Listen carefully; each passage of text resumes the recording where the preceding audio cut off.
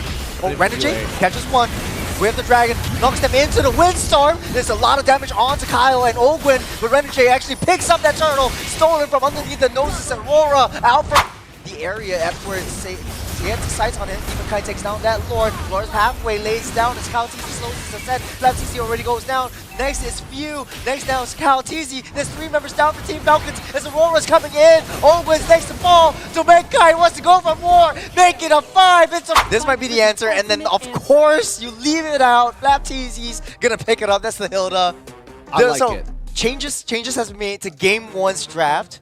Whether or not is it red side dominant.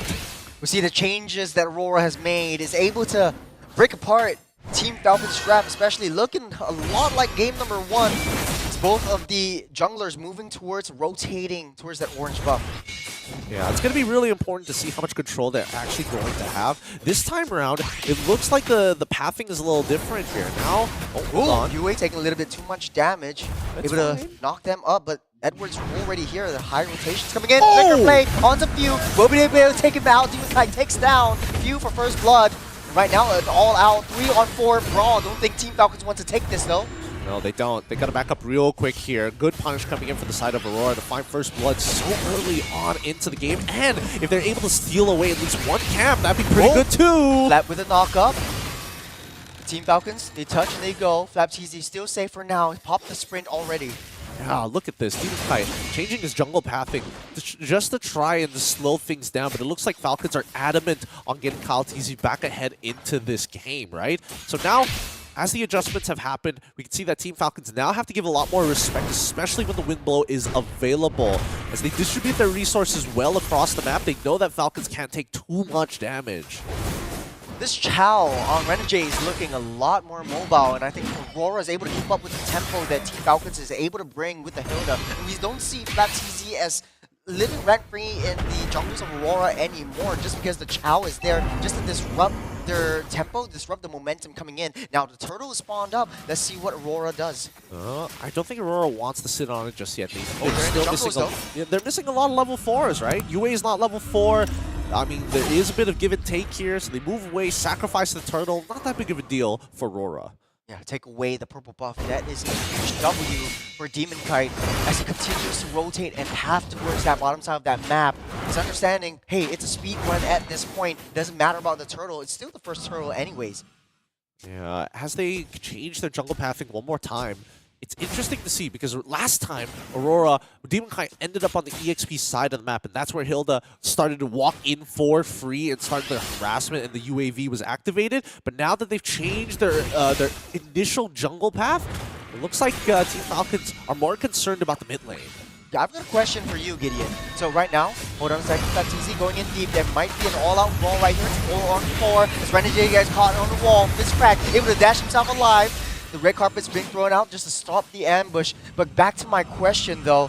This is Few on a Valentina. Who or which ultimate does he pick up?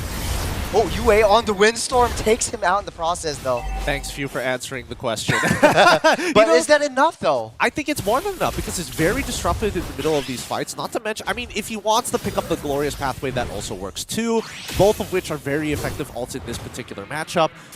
The way the Dragon is very situational, and most of the time you don't want to be that far forward in the first place. So I think that Team Falcons, again, it's really going to be about making sure that their spearhead, and that's going to be Kyle TZ, is able to get effective Spear of Alphas. And UA has to be so careful with the way he approaches these fights. Yes, he can be aggressive with the flicker, but it has to get some kind of profit. If he gets no profit from it, it's going to be a losing side for Aurora. It's a high mobility coming in from that Hitman, just giving a little bit more intelligence onto where Kyle TZ is at all times on that map. But now Team Falcons setting their sights up on this next neutral objectives as they coagulate over that top side of the map. But look at where Ogwin is. He has now vision on Demon Kite as well. See how this plays out. It's going to be the Glorious Pathway pick up for the side of Few. Let's see if this changes it. Because if they all run in a straight line, that Wind Blow might do a lot of disruption. Oh, Renegade catches one. We have the Dragon, knocks them into the Windstorm. There's a lot of damage onto Kyle and Ogwin, but Renegade actually picks up that turtle, stolen from underneath the noses, and Aurora out for blood, smelling 2 already. Flapteezy on the run, he will be able to get out of it as Few tries to save his teammate, but Flapteezy taking a little bit too much damage, but he will survive for now. Great pickoff coming in for Renegade once again, making sure that it was a quick, very, very quick fight. And once they blunt that spearhead, Team Falcons lose so much of the initiation. Ogwin can, yes, CC people down. Bit of support coming in from Ogwin. Well, we're coming back to the game. Right now, there's a lot of changes. Aurora now up on top of the scoreboard, 3-2. And Economy not that far behind, 700 gold lead. But it seems as though the tempo is rising. Carpet's been laid out. They're looking for the T1 on the bottom side. Is Ogwin and Super Marco desperately trying to stop everyone's fist crack. Won't be able to hit Renegade. Out of that, the CC immunity is so key for Renegade. Yep, it's a big deterrent, but Renegade didn't lose his way of the dragon. He still has it up here. I hope that they were aware of it. Ooh, nicely done. Good Shimpo, freestyling it right now for the side of Aurora. They just need to make sure they have control. But again, this is the trade of tempo, right? Because UA was making that initial move with Edward down to the bottom side for T1, they lose a little bit of control over the mid lane, and that's when Falcons need to take advantage of it, which is where we see the vision coming in from Hilda. How fitting that both these roamer skins are basically the same Saiyas, but hold on a second. Flapteezy by 4. Windstorm will do the trick. He goes down. He goes down fast. Can't do much about it here. Not a lot of reinforcements or support as Team Falcons want to find the trade on the opposite side, so Tempo still in control of Aurora. The vision, the UAV has been punished. You might be right here. Just because of this veil, it stops Hilda in his tracks. Like, Flapteezy can't even get close to whatever he wants to do in game number 1. He's always getting shut down or knocked up. He's just stunned up. There's just so much crowd control that Team Falcons can't handle, at least for now. Yeah, they got to dodge. Not to mention, there's a lot of spot checkers from Aurora's side. Really taking a little bit too much damage, but still Mankind takes control of that top lane T1. The Team Falcons, no contest for this turtle. See, this is just how important UA's role is as the Veil. They need to play around him. He is the anchor of this team, similarly to how Few was the anchor in game number 1 when he was playing the Vexana. Oh! It's a major Expert Alpha from Flapteezy, and Team Falcons are going for more. UA goes down. This is a win of opportunity. They need to break down this T1 mid, but there's no minions whatsoever. But good call, good read by Kyle. Yep, Edward was able to save a lot of HP there. Despite UA ending up getting blown up, at the very least he was able to save some of the other members with the help of that Revitalize. He tried, but let's see who cracks open the first T1. Rotations are coming through. It's a 1-4 composition. As Team Falcons looking for a way to break it down. There's a flicker by Renegade, Spur Alpha, and a kick towards that wall. Domenkite with the SOD. Here comes Teamfighting as Flapteezy is unable to handle 3 members. They forced the play on him, but they need to focus on this mid T1. They're going to find the trade on the opposite side, but the permanent damage has already been set here. Oh, there's a stun up by Ogwin, able to dash out, but the Glorious Pathway is not enough. The Windstorm should do the trick yet again. Ogwin goes down. There's 2 members down. On the side of Team Falcons is Aurora cycling themselves up. Edward taking a little bit too much damage, but it's just pushing away, just tickling him by Flapteezy. Yep, again, Flapteezy doesn't do too much against them at this stage of the game. Looking at the items so far, it looks like Flapteezy going to go for full tank Hilda, no Thunder Belt. In comparison to Edward, looks like he's got the Gleaming Gem on top of the Dominance Ice, but he also makes sure that he has the Armored Boots here, making sure that the majority of the damage is going to come through physical, not going to do much. Lord spawning up in 10 seconds. Team Falcons in a better position to rotate and defend, zone it out away from the hands of Aurora, but Aurora has every bit in their mind to contest for this one. Renegade with a kick is down deep in enemy territory. It's 1v5, but here's the Glorious Pathway, unable to get alive. Flapteezy, but a huge knockup. Demon Kite will take down 2 as well. But now on the back line, Flapteezy taking a little bit too much damage. It's a 3-on-3 at this point. Domenkite is not in the sights as of now. As Team Falcons barely able to make it out alive. No jungler, no Lord. Yep. Man, UA's build is doing real good here. I mean, that Storm is deadly. He's got a Genius Wand already. That's all he has. Oh, Lord, stolen away by Demon Kite. And of course, Flapteezy falls. So Aurora takes down yet another major objective.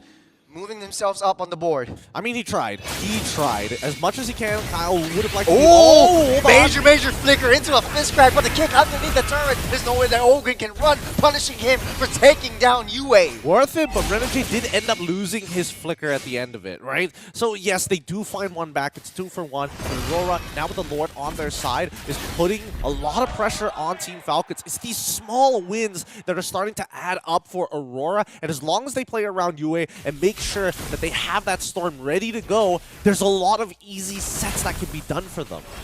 Lord marching on the bottom side, but T1 seems to be the prize here for Aurora. Setting his sights up, trying to push it down as Domenkai makes quick work of that top lane T2. They're all over the place. Team Falcons, without any priority, can't keep up with how much mobility there is. Not to mention the efficiency of the split of resources being done by Aurora's side. They still need to figure out. Oh, Aurora's pathway. Slow everyone out, but UA with the flicker, Windstorm takes down Super Marco. That's a one-shot from UA.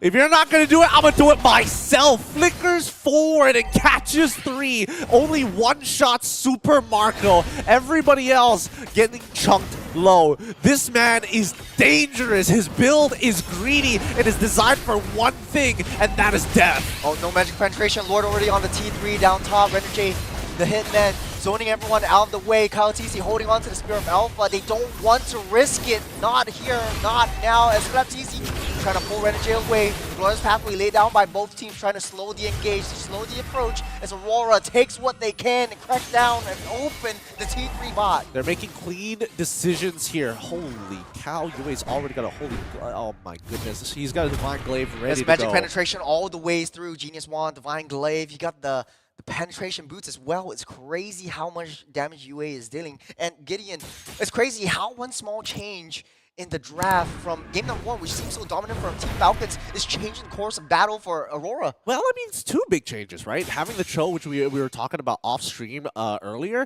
and I would have expected Vale to be the go-to pick this time around. However, there's a lot of benefits to it, right? As you can see, clearly they have a lot more control in that mid lane. I think that right now Falcons are probably thinking to themselves, especially Few, is like, man, this Valentina not looking too hot right now. He can't seem to close the distance on UA to steal that ult. The most he's getting right now is just the carpet. But when he does have the ult, who's really going to set up for his team? When they engage too hard, UA is able to counter-engage without having to do too much. And even so, Few could try, but I mean, Renegade, if he plays well with that Shun Po, can dodge a majority of the damage.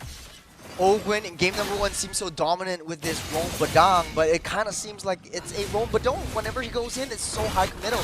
Now, the Lord is getting started, getting pulled over by Demon Kite. Kyle TC is in the area after he gets sights on him. Demon Kite takes down that Lord. Lord's halfway lays down as Kyle TC slows his ascent. Kyle TC already goes down. Next is Few. Next down is Kyle TC. There's 3 members down for Team Falcons as Aurora's coming in. Ogwen's next to fall. Domenkai wants to go for more. Make it a 5. It's a full wipeout for Aurora, and they're wasting no time to the base, keeping their lives and live, and keeping their dreams of making the playoffs a reality still. Aurora, the colors are still up in the sky. A 2-1 victory still gatekeeping the Falcons here. Team Falcons will take the loss 1-2. Well done. What a game that was. If you still have not had the chance to travel to Iceland to watch the Borealis live, you are seeing it right here at the Snapdragon Pro Series. Even more if you are currently in Johor Bahru, but